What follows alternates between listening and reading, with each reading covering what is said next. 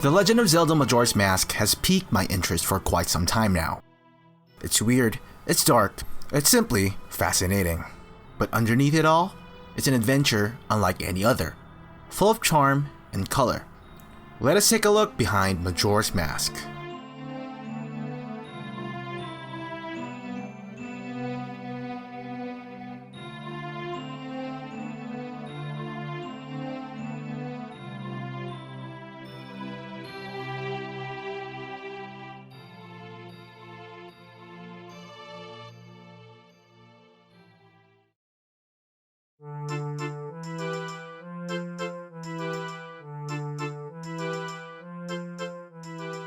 Back in 1998, a little game called The Legend of Zelda Ocarina of Time was released for the Nintendo 64. The leap from 2D to 3D was huge, and everyone went nuts for it. Many consider Ocarina of Time to be one of the best games ever made, and greatly influenced video game history. With the success of the N64 title, a sequel was bound to happen. But that wasn't the case with series creator Shigeru Miyamoto, who's also the producer in Ocarina of Time. Mr. Miyamoto had no plans to make a new game just after releasing Ocarina of Time. Instead, he wanted an expansion. Two expansion projects were planned for Ocarina of Time, Yura Zelda and Zelda Gaiden. There's little information about the aforementioned titles, but developers have cited that Yura Zelda was going to be a remix version of Ocarina of Time, where enemies are stronger with more challenging dungeons, which eventually became the Master Quest. As for Zelda Gaiden, the game was said to have a different world to explore, with a whole new experience. Both expansions were supposed to be released on the Nintendo 64 disk drive, a hardware add-on that was only released in Japan. The device is capable of providing N64 games a boost in both performance and storage. It had a lot of potential, but it failed to gain traction and was considered a commercial failure. With that, the development of Yura Zelda was cancelled. However, Zelda Gaiden continued development as a cartridge-based game. Eiji Aonuma, dungeon designer and director of Ocarina of Time, played a huge role in the development of the expansions. Aonuma was originally assigned by Mr. Miyamoto to remake the dungeons he created for Ocarina of Time. He hesitantly accepted the task, even though he felt like it would ruin the formula of what made the previous game great. With that in mind, Aonuma designed entirely new dungeons in secret. He presented his work to Mr. Miyamoto and asked if he can create a new game instead. Miyamoto agreed, but only if he can finish it within a year. Eiji Aonuma continued working on the game. The concepts made for Zelda Gaiden evolved, becoming as what we know as The Legend of Zelda Majora's Mask. Majora's Mask was released on April 27, 2000 in Japan, and October 26, 2000 in North America.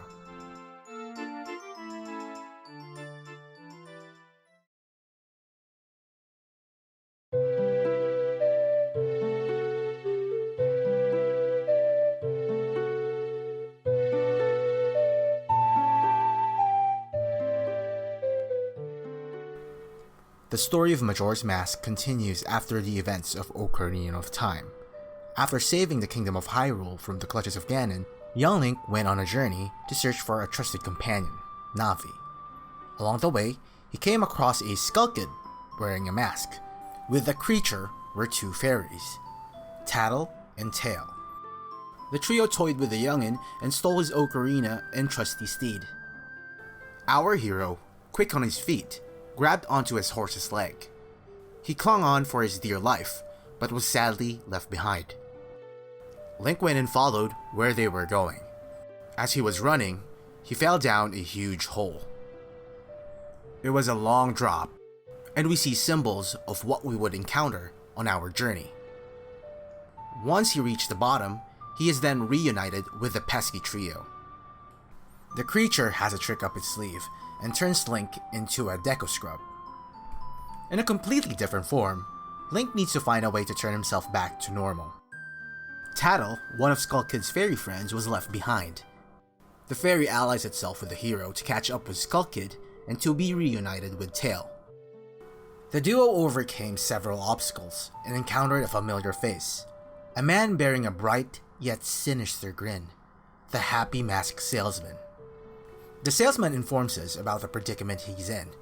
The mask the Skull Kid was wearing was his, and it's not an ordinary mask. It's a malevolent and immensely powerful artifact called the Majora's Mask. The Happy Mask salesman also tells us that he knows a way to turn Link back to normal, but in return, he needs to get the mask back in 3 days. And that's what we're set to do. For Termina's apocalypse is near, because in 72 hours, the moon will crash down and destroy everything. The mask's control over Skull Kid is not making the situation any easier. We escape to see that we're in Clock Town. Link is no longer in Hyrule, and is now in a land called Termina. With the help of the residents and a little bit of running around, we learn that Skull Kid is atop the clock tower in the middle of the town. With haste, we were able to catch up with the imp. Turns out the creature was more capable than we expected. The hero fights Skull Kid, and we witness the tremendous power the mask holds by making the moon fall at a faster rate. As the encounter goes on, the ocarina that was stolen from Link earlier was then dropped by the imp. He then grabs the ocarina and was suddenly reminded of Princess Zelda. Before they went their separate ways, the princess bestows Link of a song that symbolizes their precious days together, the Song of Time. He played the song and was sent back to the first day. We watch the events that happened earlier in the story up to the point where we first see Clock Town. After recovering the ocarina, we head back to the Happy Mask salesman. He teaches Link a new song, the Song of Healing, which reverts him to his normal form. With the knowledge and tools we now have, we must save Termina from destruction and get the Majora's Mask back before time runs out. Time, death, and acceptance is a recurring theme throughout the game. Yes, it may sound bleak, but don't let that dissuade you. The game is more nuanced than many expected, and that includes me.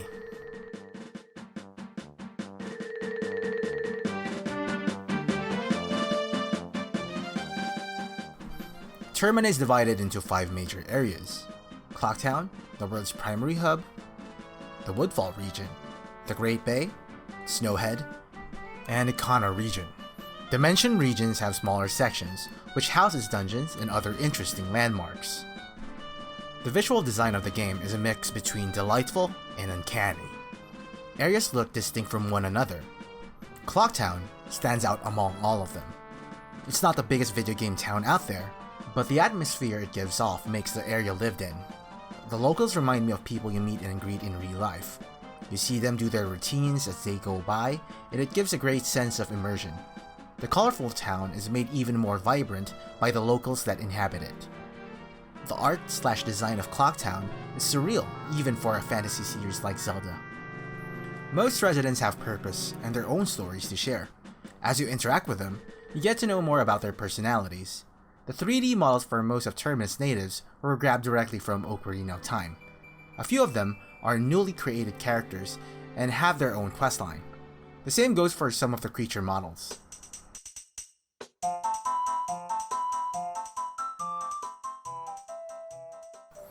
Majora's Mask plays similarly to Ocarina of Time. If you're not familiar with Zelda gameplay, it primarily focuses on action, puzzles, and adventure.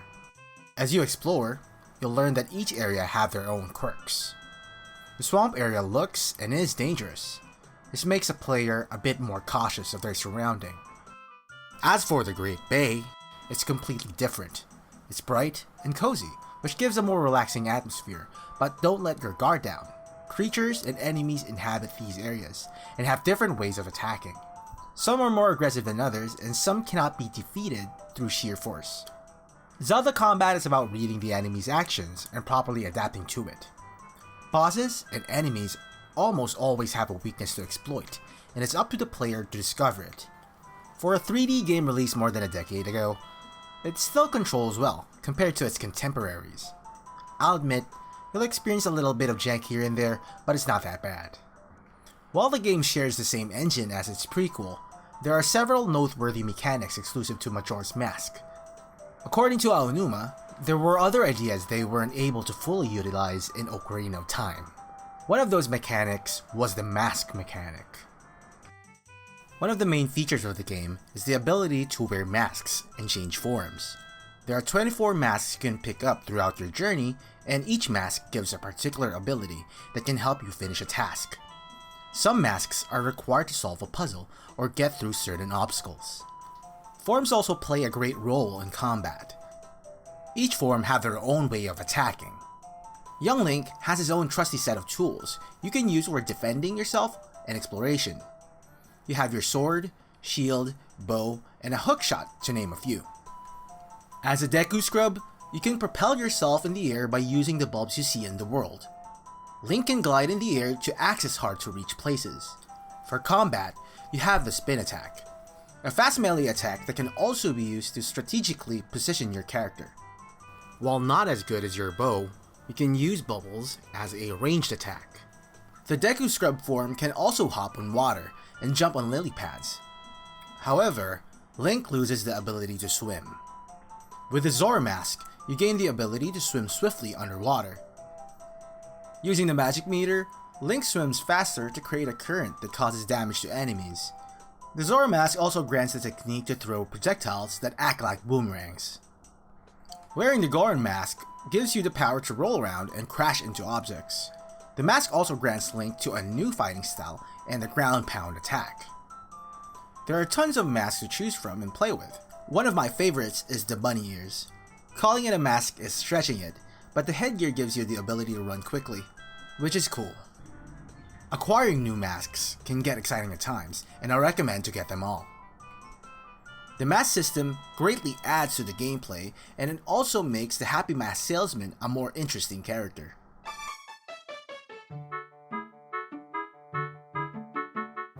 Link has a wide assortment of tools and items to use. Some make a return from previous games and are staples in the series. Here are a few of them. The Kokiri sword is your go-to weapon as young Link.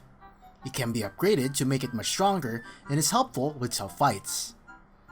The bow also makes a return and gives the player the option for ranged combat. Arrows can be acquired and are especially useful with hard-to-reach enemies. You can pick up elemental arrows as you finish the game. The Hylian or Hero Shield is your go-to method to defend yourself from attacks. It can be upgraded to the Mirror Shield, which can be used for puzzles during your exploration. The Hookshot, a fan favorite, helps navigating through certain areas that are not easily accessible by the player. Bombs can be used to blast open walls or obstacles. Both items are particularly useful and can also be used in combat in some manner. You'll encounter different creatures and obstacles throughout your journey.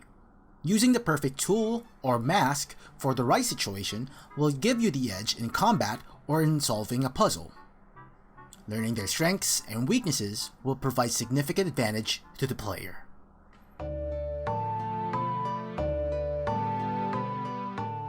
The 3-day system is a staple feature in Majora's Mask. You only have 3 days, and it's game over. This anxiety-inducing mechanic adds a sense of urgency and dread. The 3 in-game days is equivalent to 54 minutes in real time. This makes exploration a bit more taxing, especially when you don't know where to go or what to do. If the 3rd day is about to end, using the Song of Time will get you back to the 1st day. However, all unfinished quests, dungeons, and tasks will be reverted and you will have to start all over again, together with some of your items. But it doesn't always have to be this challenging. We have the inverted Song of Time. This slows down time by a whole lot and makes the experience more relaxing. You can breathe easy with the extra time you have. Several items like masks, songs, and important equipment will remain in your inventory, even when you go back to the 1st day. These newfound tools will help you finish side quests or objectives you won't complete otherwise. As you play and see what goes on each and every day, you gain important information. Hitting a dead end in a particular quest will now be possible to accomplish thanks to the intel you gained from the future. It's important to note that it's improbable to finish everything in just 3 in-game days. Some quest lines overlap with each other and have conflicting schedules, especially on your first playthrough. You have to go back and forth through time to finish these errands. Managing your schedule is key to make the most out of your day. It might sound a lot of work, and it is, but I find doing quests fulfilling. Helping out the townspeople never felt tedious to me. and being able to complete their requests gave me a strong sense of accomplishment. In an Iwata Asks interview, Mr. Eiji Aonuma revealed that Nintendo developer Yoshiaki Koizumi, best known for his involvement with the Mario and Zelda series, was the one who suggested the idea of replaying the same 3 days over and over again. Originally, the system was a week long, but they've decided to shorten it to 3 days. In an interview with the video game magazine Famitsu, Shigeru Miyamoto also claims the game mechanic was inspired by the movie Run Lola Run, wherein the character Lola relives specific events in her life to solve a predicament involving her and her boyfriend.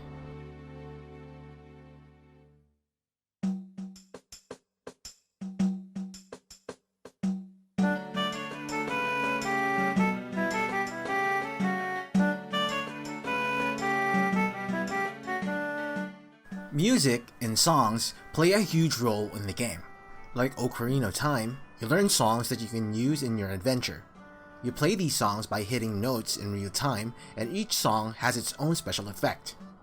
As I've mentioned before, the Song of Time lets you go back to day 1. The inverted Song of Time slows the flow of time, making your playthrough less hectic. These are some of the more useful songs you can play. You can acquire more songs during your exploration. Let's talk about the game's music. Some of my favorite tracks from Majora's Mask can be heard playing on this video. The game's soundtrack was composed by the legendary Koji Kondo. The Clocktown theme is one of the most iconic pieces of music in the game. It gives a haunting yet inviting feel and represents the town well. As time goes by, the Clocktown theme changes and becomes more and more sinister, reminding us of the impending doom looming overhead.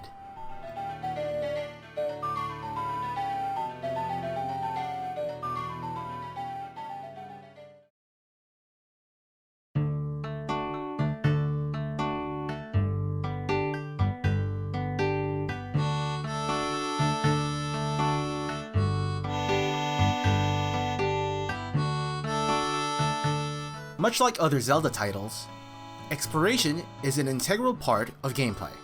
It's what makes a Zelda game. Majora's Mask will take you around 15 to 20 hours to finish.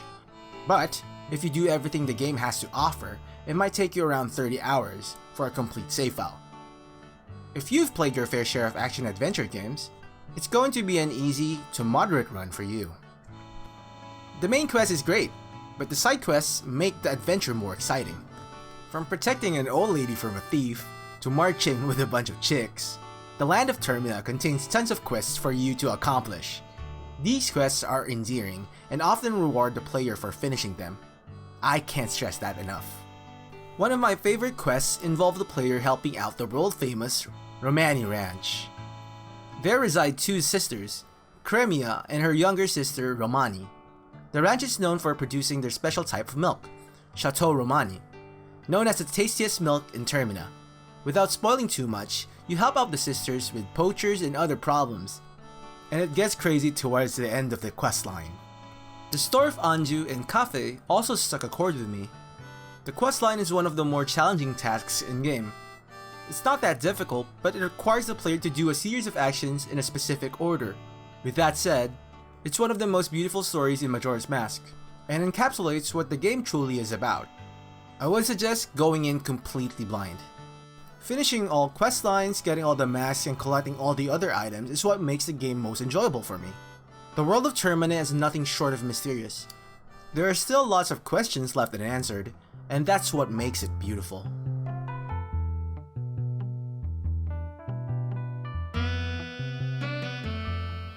So which platform should you play Majora's Mask on? There are multiple ways to try it. If you want to play the Pierce version, then you can get it on the N64. You'd need the console, the game, an expansion pack, and a CRT TV to get the best experience, but it can get quite expensive. The game is also available on the GameCube and is part of the Legend of Zelda Collector's Edition. Alternatively, it was also released on the Wii and the Wii U's Virtual Console. However, the online service for the Wii and Wii U have already been discontinued. A version of the game has also been released on the Nintendo Switch via the Nintendo Switch Online Expansion Pack. It is important to note that there are differences in performance between all versions. I've read some accounts about the Legend of Zelda Collector's Edition release having frame rate problems. The Wii Virtual Console seems to encounter sound issues from time to time. Some have cited that the Wii U version has input lag and have blurry visuals. The Nintendo Switch Online release isn't perfect either.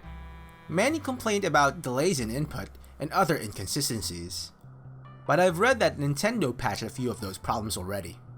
Most of the footage that you've been watching was captured on the Wii U version for the sake of convenience, back when the Nintendo Switch Online version hasn't been released yet. I had a fun time going through the game again, and I never ran into any game-breaking issues. My only gripe with that version is the aiming while using the gamepad. It felt too sensitive, but then again, maybe my aim just sucks. No version is flawless, and I'd suggest to play the game based on what's most accessible to you. If you have the means, I'd suggest playing it on the Nintendo 64. If you have a Switch and a Nintendo Switch Online subscription, you can also try out the game that way.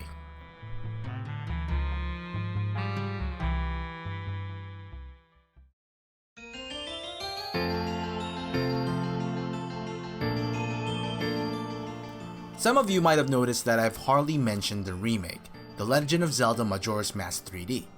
Released on the Nintendo 3DS back in February 13, 2015 in North America, and February 14, 2015 in Japan. It was developed by Grezzo. Many people, including me, love the game, but there are some who really hate it. And that's okay. I understand where these people are coming from. While technically both are Majora's Mask games, they have tons and tons of differences, both good and bad. It's an interesting topic and deserves its own retrospective.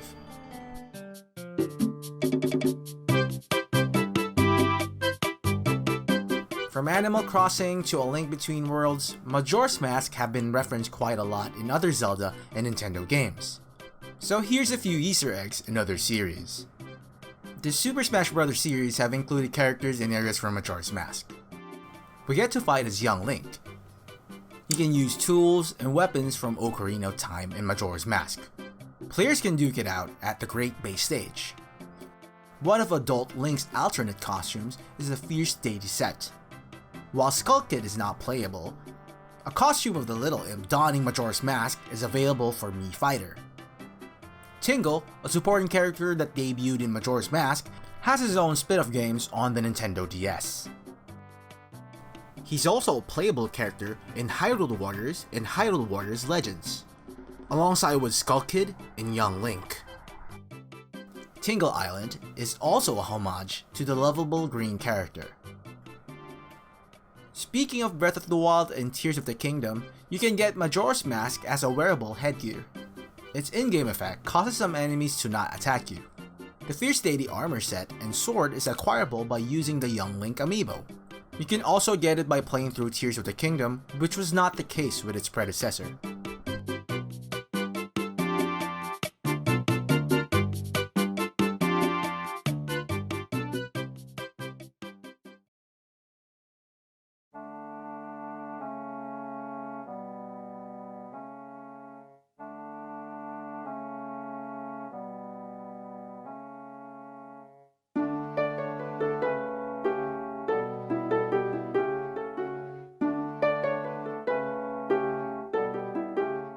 I still enjoy playing through the game till this very day.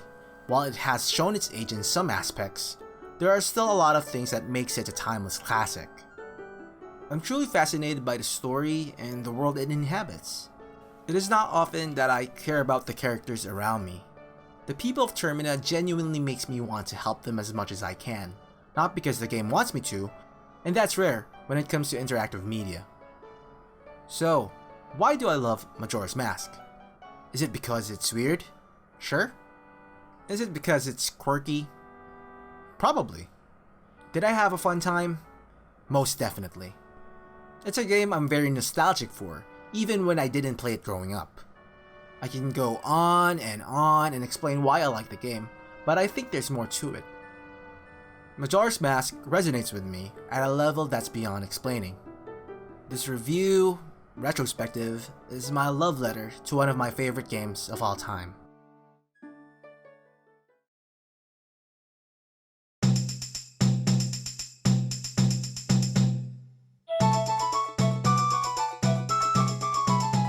thank you so much for watching this video.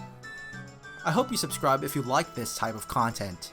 I'm currently working on other Zelda related videos, so I hope you also check that out. These are illustrations I made to celebrate Majora's Mask and the release of this video. If you want to see more of them, visit my art page down in the description. This is Glenn from Ballz.